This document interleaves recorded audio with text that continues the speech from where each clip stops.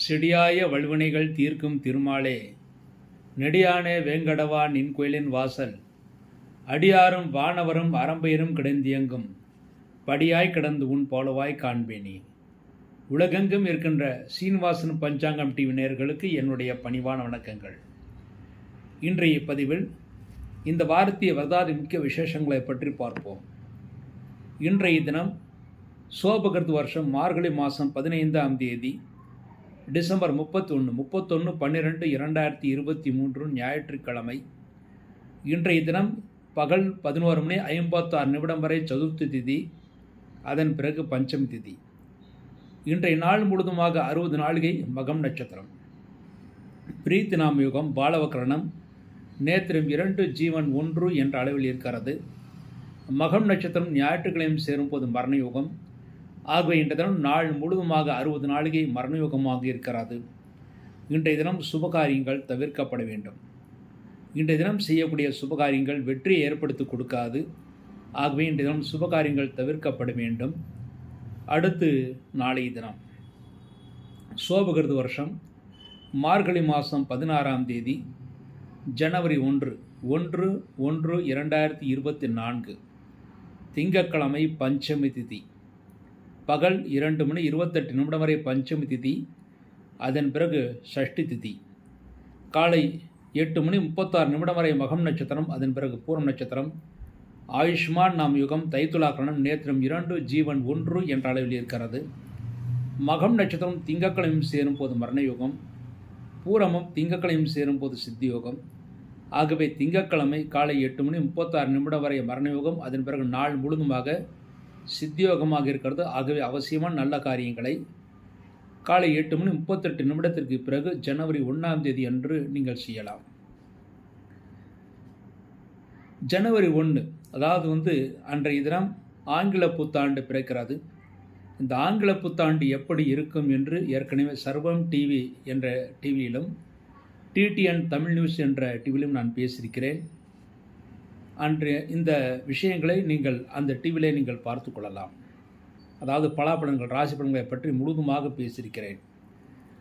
இன்றைய தினம் அதாவது ஜனவரி 1ஆம் தேதி அன்று அதிதி என்றால் அன்றைய தினம் வருடாந்திர திதிகள் இறந்தவர்களுக்கு கொடுக்கக்கூடாது. அவ்வாறு கொடுத்தால் அது இறந்தவர்களை சென்று சேராது. அடுத்த அன்றைய தினம் திருவாய்மொழி திருநாள் சாற்று முறை என்ற பஞ்சாங்கத்தில் போடப்பட்டிருக்கும். அன்றைய தினம் ஆழ்வார் மோட்சம். எல்லா பெருமாள் கோயில்களும் அன்றைய தினம் இரவு நேரத்தில் ஆழ்வார் மோட்சம் என்று சொல்லக்கூடிய சடங்கு நடைபெறும்.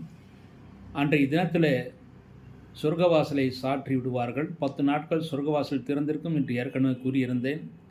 திங்கட்கிழமை என்று சொர்க்கவாசலை சாற்றுவார்கள். அன்றைய தினம் ஆழ்வார் மோட்சம், நம்மாழ்வாருக்கு மோட்சம் கொடுத்த அந்த தினமாக போற்றப்படுகிறது. அன்றைய தினம் நம்மாழ்வார் மோட்சத்தை அன்றைய தினம் எல்லா பெருமாள் கோயில்களும் அரங்கேற்றுவார்கள். அதை தரிசனம் செய்தால் நமக்கும் மோட்சம் கிடைக்கும். ஆழ்வார் மோட்சம் தரிசனம் செய்த பிறகு அங்கே துளசி தீர்த்தம் நாம் சாப்பிட்டால் நோய் நொடிகள் தீரும், ஆரோக்கியத்தை ஏற்படுத்தி கொடுக்கும். அடுத்து செவ்வாய்க்கிழமை சோபகிருத் வருஷம் மார்கழி மாதம் 17ஆம் தேதி ஜனவரி 2/1/2024 செவ்வாய்க்கிழமை. செவ்வாய்க்கிழமை என்று சஷ்டி திதி. அன்றைய சஷ்டி திதி மாலை 5:11 வரை இருக்கிறது. அதன் பிறகு சப்தமி திதி வருகிறது. செவ்வாய்க்கிழமை சஷ்டி திதி சேருவது மிகவும் சிறப்பானது. செவ்வாய்க்கிழமை என்பது முருகப்பெருமானுக்கு உகந்த கிழமை. சஷ்டி திதி என்பது முருகப்பெருமானுக்கு உகந்த திதி. இரண்டும் சேருவதால் அன்றைய தினம் கந்த சஷ்டி கவசம் படிப்பதற்கு ஏற்ற தினம். அன்றைய தினம் பூரம் நட்சத்திரம். பகல் 11:42 வரை பூரம் நட்சத்திரம், அதன் பிறகு உத்திரம் நட்சத்திரம், சௌபாக்கிய நாமிகம், மணிசேகரணம், நேத்திரம் 2, ஜீவன் 0 என்ற அளவில் இருக்கிறது. பூரம் நட்சத்திரம் செவ்வாய்க்கிழமை சேரும்போது சித்தியோகம், உத்திரமும் செவ்வாய்க்கிழமை சேரும்போது அமிர்த யோகம். ஆகவே செவ்வாய்க்கிழமை என்ற நாள் முழுதுமாக 60 நாள்கை சித்தியோகம் அமிர்த யோகமாக இருக்கிறது. அன்றைய தினம் பஞ்சாங்கத்தில் இயற்பா சாற்று முறை என்று போடப்பட்டிருக்கும். வைகுண்ட வாசன் மூடிய பிறகு அடுத்த நாள் இயற்பா என்று சொல்லக்கூடிய கிட்டத்தட்ட 1000 பாசுரங்களை, 4000 தீவுபிரமத்தில் இருக்கின்ற 1000 பாசுரங்களை அன்றைய தினம் பெருமாள் கோயில்களிலே பாராயணம் செய்வார்கள். அதை நாமும் சேர்ந்து பாராயணம் செய்வது நம்முடைய தோஷங்களை போக்கும். அன்றைய தினம் சஷ்டி விரதம், கந்த சஷ்டி கவசம் படிப்பதற்கு, முருகப்பெருமானை ஆராதனை செய்வதற்கு மிக ஏற்றதனமாக இருக்கிறது. அதுவும் முக்கியமாக அந்த சஷ்டிக்கு மந்தா சஷ்டி என்று கூறுவார்கள். அன்றைய தினம் மந்தா சஷ்டி. மந்தா சஷ்டி என்றால் அன்றைய தினத்திலே மந்தார மலர் கொண்டு சூரிய வழிபாடு செய்ய வேண்டும். சூரிய வழிபாடு என்றால் நவகிரகத்தில் சூரிய பகவானுக்கு மந்தார மலர் கொண்டு பூஜை செய்ய வேண்டும். அவ்வாறு செய்தால் பொதுவாக இந்த ஜென்மத்திலே கஷ்டமாக இருக்கக்கூடிய அந்த பிறவிலே பிறந்து விட்டோமே, அதாவது ஏழ்மையான குடும்பத்திலே பிறந்து விட்டோமே, அடுத்த ஜென்மமாவது நல்ல வசதியான குடும்பத்தில் பிறக்க வேண்டும் என்று நினைப்பவர்கள் அன்றைய தினம் மந்தார மலர் கொண்டு சூரிய பகவானை வழிபாடு செய்வது மிகவும் சிறப்பானது. மேலும் இந்த ஜென்மத்திலே நோய் நொடிகளிடம் பிறந்து விட்டோமே, அடுத்த ஜென்மத்தில் நோய் நொடிகள் இல்லாமல் பிறக்க வேண்டும் என்பதற்காகவும் செவ்வாய்க்கிழமை என்று மந்தார மலர் கொண்டு சூரியனை வழிபாடு செய்வது மிகவும் சிறப்பானது. அவ்வாறு வழிபாடு செய்தால் அடுத்த ஜென்மம் நமக்கு நன்றாக அமையும் என்று சூரிய புராணங்கள் கூறுகிறது. அடுத்து புதன்கிழமை, சோபகிருது வருஷம் மார்கழி மாதம் 18ஆம் தேதி 3ஆம் தேதி, அதாவது மார்கழி இங்கிலீஷ் 3/1/2024 புதன்கிழமை. புதன்கிழமை என்று சப்தமி திதி, இரவு 7:45 வரை சப்தமி திதி, அதன் பிறகு அஷ்டமி திதி. அன்றைய நட்சத்திரம் உத்திரம் நட்சத்திரம், பகல் 2:46 வரை புதன்கிழமை உத்திரம் நட்சத்திரம், அதன் பிறகு ஹஸ்தம் நட்சத்திரம், சோபன நாமயுகம், பவகரணம், நேத்திரம் 2 ஜீவன் அறை என்ற அளவில் இருக்கிறது. உத்திரமும் ஹஸ்தமும் புதன்கிழமையும் சேரும்போது சித்தியோகம், அமிர்த யோகம் ஆகவே அன்றைய தினம் நாள் முழுதுமாக அமிர்த யோகமாகவே இருக்கிறது. புதன்கிழமை என்று அதுவும் முக்கியமாக 2:46 வரை அமிர்த யோகம், அதன் பிறகு மரணயோகம் இருக்கிறது. ஆகவே புதன்கிழமை என்று எல்லா நல்ல காரியங்களும் பகல் 2:46 வரை செய்யலாம். அன்றைய தினம் பஞ்சாங்கத்தில் பூர்வேத்தி என்று போடப்பட்டிருக்கும். பூர்வேத்தி என்று போடப்பட்ட நாளில் சில ஹோமங்கள் சில தர்ப்பணங்கள் செய்வதற்கு ஏற்ற தினமாக இருக்கிறது. அன்றைய தினம் சர்வத சப்தமி என்று கூறுவார்கள். அன்றைய தினத்தில் சர்வத சப்தமி என்றால் அன்றைய தினத்தில் எண்ணெய் உப்பு கலக்காத பண்டங்களை சூரியனுக்கு நிவேதனம் செய்து நாம் வழிபாடு செய்தால் எல்லா விதமான தோஷங்களும், முக்கியமாக சூரிய தோஷங்கள் விலகும் என்று புராணங்கள் கூறுகிறது. ஆகவே அன்றைய தினம் கூட, அதாவது சஷ்டி அன்று எப்படி சூரிய வழிபாடு செய்தோமோ அதே போல் மறுநாள் கூட சூரிய வழிபாடு செய்வதற்கு ஏற்ற தினம் அன்றைய தினம் சூரிய வழிபாட்டின் போது எண்ணெய் கலக்காத, மேலும் அன்றைய தினத்திலே உப்பு கலக்காத, எண்ணெய் கலக்காத தின்பண்டங்களை நைவேத்தியம் செய்து அதை நாம் சாப்பிடுவது நல்லது.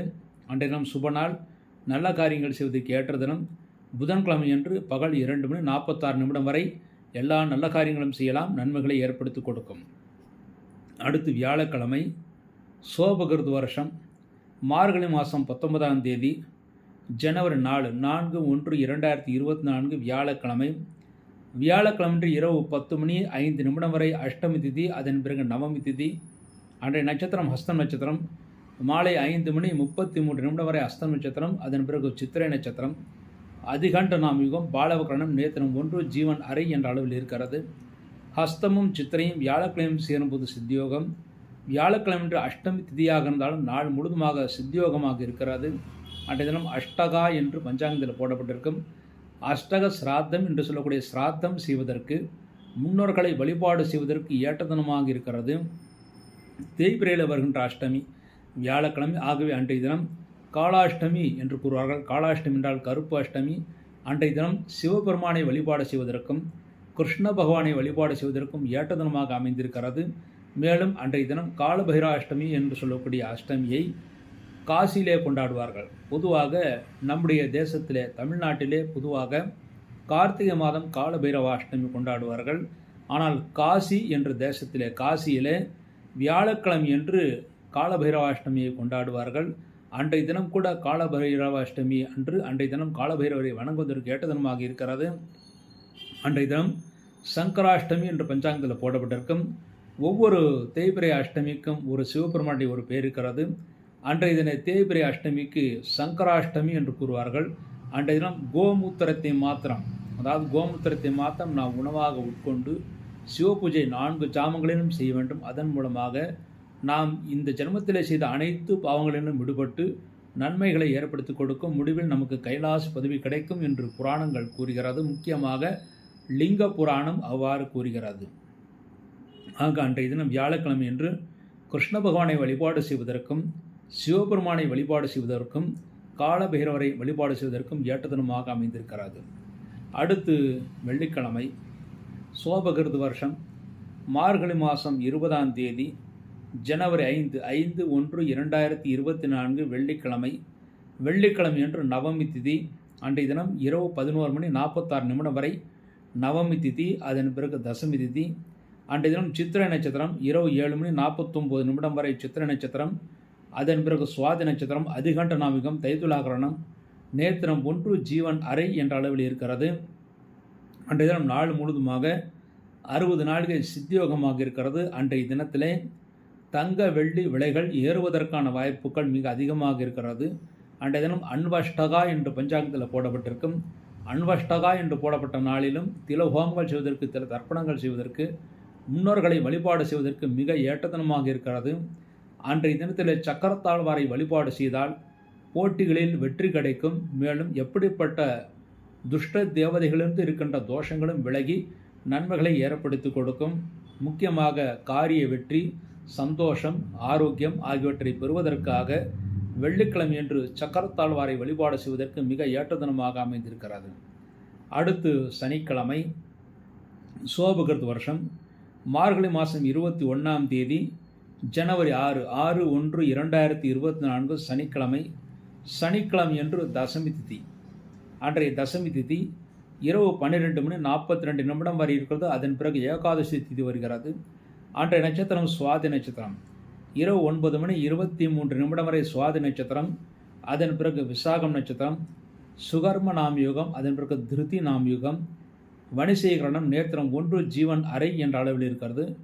சுவாதியும் விசாகமும் சனிக்கிழமையும் சேரும்போது சித்தியோகம். ஆகவே சனிக்கிழமை என்ற நாள் முழுதுமாக 60 நாளிகை சித்தியோகமாக இருக்கிறது. பொதுவாக சனிக்கிழமை, சுவாதி, தசமி அனைத்தும் சேருவது மிகவும் சிறப்பானது. தசமி திதி என்பது ஆதிசேஷனுடைய திதி என்று கூறுவார்கள். சுவாதி நட்சத்திரம் நரசிம்ம பெருமாளுடைய நட்சத்திரம். சனிக்கிழமை நரசிம்ம பெருமாளுக்கு உகந்த கிழமை. ஆகவே அன்றைய தினம் சனிக்கிழமை என்று நரசிம்ம பெருமாளை வணங்குவதற்கு மிக ஏற்ற தினமாக அமைந்திருக்கிறது.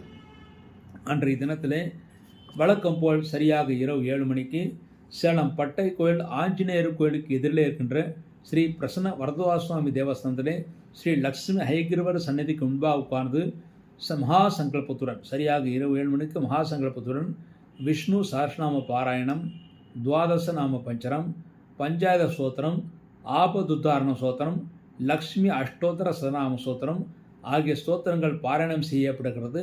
இந்த ஸ்தோத்திர பாராயணத்தில் அனைவரும் இலவசமாக கலந்து கொள்ளலாம். இவ்வாறாக இந்த வாரத்தை விரதாதி முக்கிய விசேஷங்களை பற்றி பார்த்தோம்.